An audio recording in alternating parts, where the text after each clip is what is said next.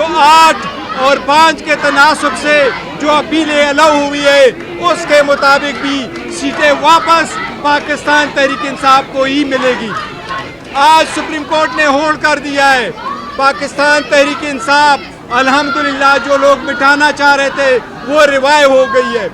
हम कमीशन को इस्तदा करते, कमीशन से मुतालबा करते फ़ौरन कि सुप्रीम कोर्ट के इन अहकामात पे फ़ौरन अमल दरामद किया जाए और सबसे पहले सुप्रीम कोर्ट हमारे इलेक्शन कमीशन हमारे इंट्रा पार्टी इलेक्शन का सर्टिफिकेट हमें इसी हफ्ते में इशू करे।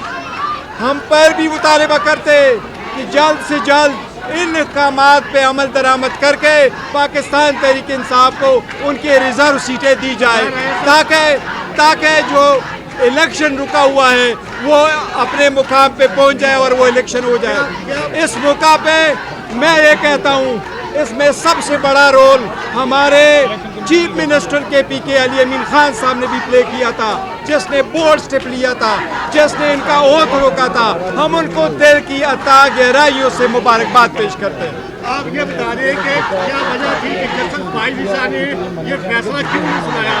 नंबर 1। नंबर 2, पंजाब में के इलेक्शन अब दोबारा होंगे?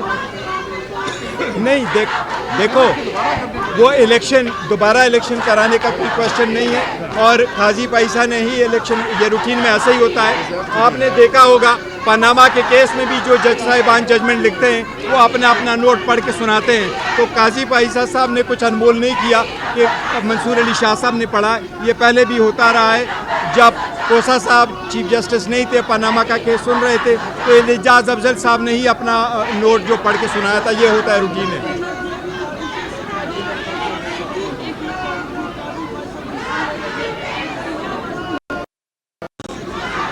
देखें वो एक अलग बात है, लेकिन हमने काजी पैसा साहब के खिलाफ इस केस पे आदम एतमाद नहीं किया था। यही मशवरा था और ये हमने चलाया था, आसान तरीके से ख़त्म हुआ।